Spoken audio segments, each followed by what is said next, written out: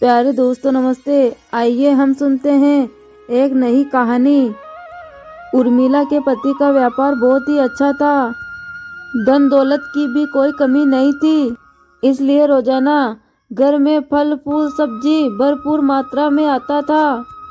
कहते हैं ना, कोई चीज आसानी से मिल जाए तो उसकी कदर नहीं होती। ऐसा ही उर्मिला के साथ था। उसके खाने पीने की चीजों की कोई कमी नहीं थी, इसलिए वो उनकी कदर नहीं करती थी। उसकी सास आई और बोली, उर्मिला ये क्या, फिर तूने रात की दाल को नाली में फेंक दिया। अभी मैं घर में घुस रही थी तो देखा नाली में बहुत सारी दाल गिरी हुई थी। अरे उतनी चीज बनाया करो जितनी खाई जाए, ऐसे नाली में फेंकने से अन्न का अपमान होता है। उर्मिला बोली, क्या माँ जी, आप इन सब बातों पर विश्वास करती हो? अब घर में कोई कमी हो तो हम रात की दाल को सुबह खाए भी। जब भगवान की दया से हमारे घर में किसी चीज की कमी नहीं है तो फिर हम रात का खाना क्यों खाए, ताजा ही खाना बनाकर खाएंगे ना। रात की दाल को घर में कोई नहीं खाएगा, इसलिए मैंने उसे नाली में फेंक दिया। माँ जी बोली, बहू उनसे पूछो जिनके पास एक वक्त की रोटी भी नसीब में नहीं है। मेरा काम है तुझे समझाना, बाकी तुम आजकल के बच्चे हो, तुम हमारी बात पर अमल करो या नहीं, ये तुम्हारे हाथ में है। उर्मिला की सास उसे समझा समझा कर थक गई थी, लेकिन उर्मिला को उसकी सास की ये बातें बुरी लगती थी। उर्मिला रोजाना ही बहुत सा भोजन खराब करती थी, पर उसे इसमें कोई दिक्कत नजर नहीं आती थी। उर्मिला भाभी, रात की राजमा बची हुई है, उसका क्या करूं? उर्मिला बोली, करना क्या है, बाहर कूड़ेदान में फेंक दे।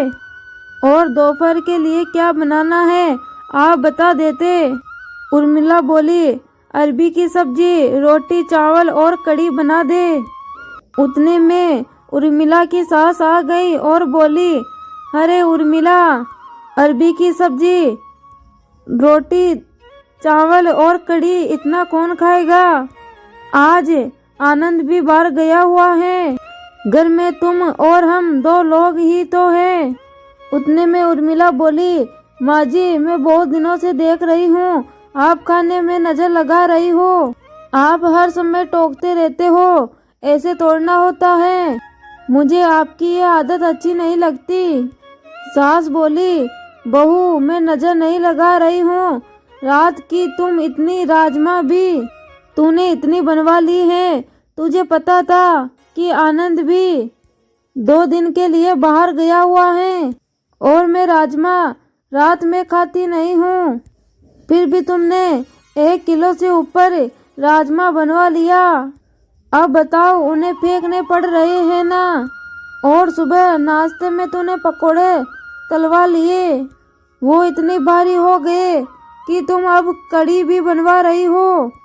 उर्मिला बोली, कोई बात नहीं, मैं बनवा रही हूँ, ज्यादा हुआ तो शाम को फेंक दूंगी, आपको नहीं खाना हो तो रहने देना। उर्मिला ने ढेर सारा खाना बनवा लिया, लेकिन ज्यादा किसी ने खाया नहीं और उर्मिला उस खाने को सड़क पर फेंक रही थी। उसी समय रास्ते से साधु बाबा गुजरे।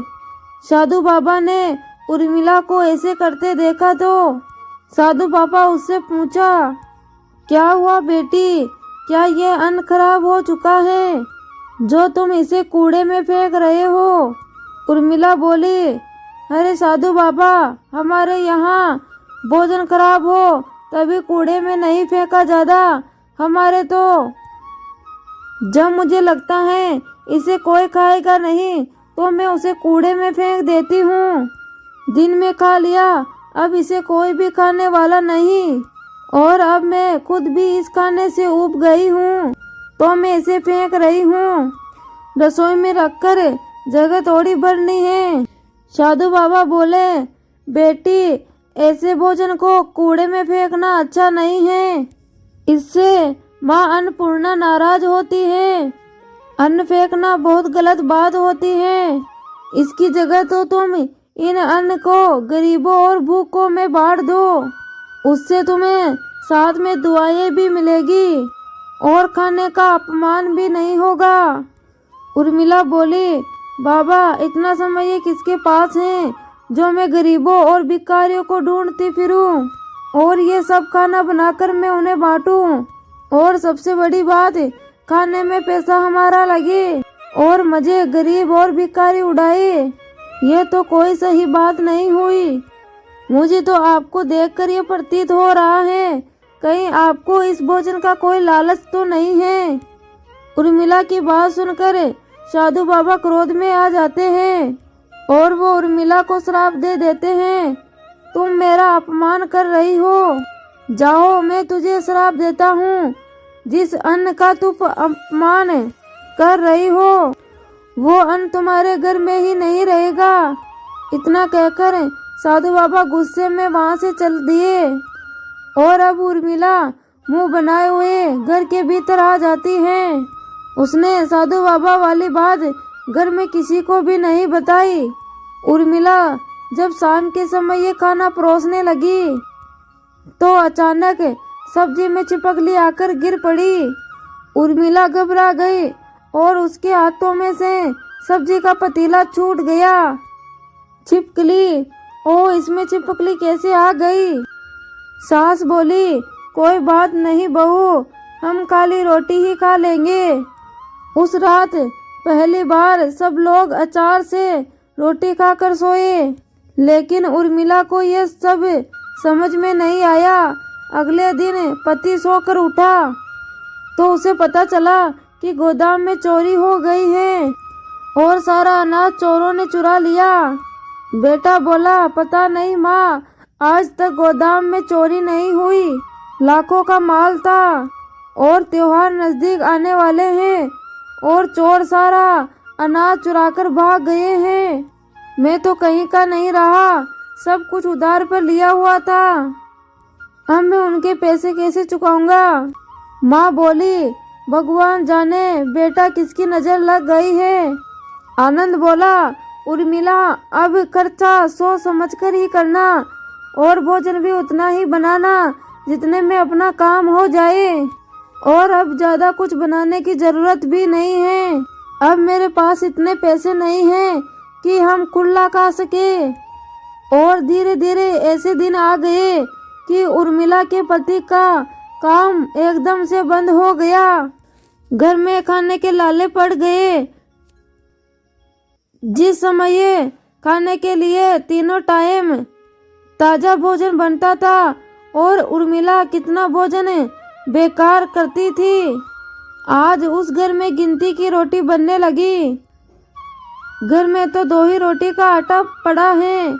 ऐसा करती हूँ, मैं इन्हें और माजी को दे देती हूँ और आज मैं पानी पीकर ही सो जाऊंगी। उस रात उर्मिला भूखी ही सो जाती है। अचानक उसके मन में उस साधु बाबा का ख्याल आता है और वो ये बात अपनी सास को बताती है। बहू, मैंने तुझे पहले ही कहा था कि अन्न का अपमान मत कर, पर तूने मेरी कभी एक ना सुनी। तूने कितना खाना बर्बाद किया।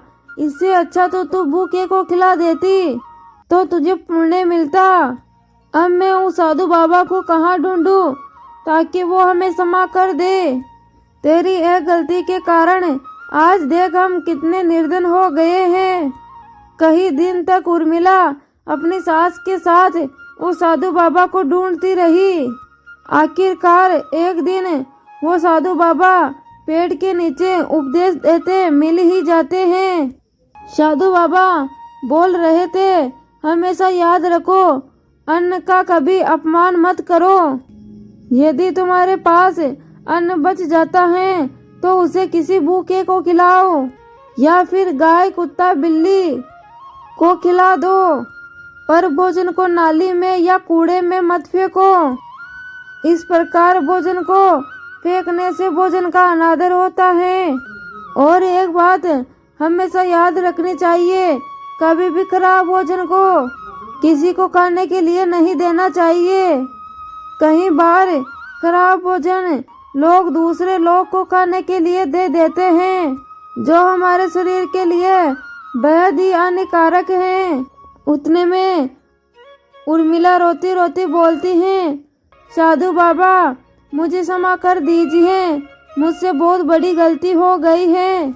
मैं अब कभी भी अन्न का अनादर नहीं करूंगी। आप अपना श्राप वापस ले लीजिए। अब मेरे घर में बहुत परेशानियां हो गई हैं बाबा। खाने को घर में एक निवाला भी नहीं है। सास भी बोलती हैं, बाबा बाबा मेरी बहू को क्षमा कर दो, इससे बहुत बड़ी भूल हो गई।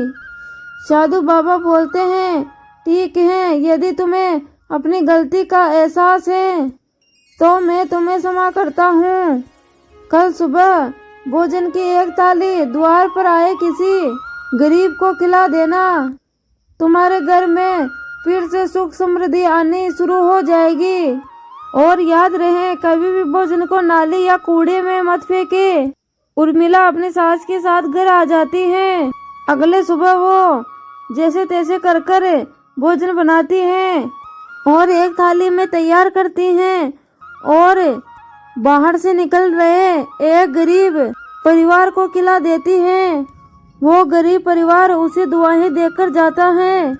तभी उसका पति खुशी खुशी घर आता है और बताता है कि पुलिस ने चोरों को पकड़ लिया है और उसका सारा खोया हुआ माल वापस मिल गया है और फिर से सब कुछ ठीक होने लगता है। उर्मिला को अपनी भूल का एहसास भी हो गया था, इसलिए वो भोजन उतना ही बनाती थी जितना कि खराब ना जाए, और वो जितना खाना बनाती थी उतने में उनकी बरकत होती थी।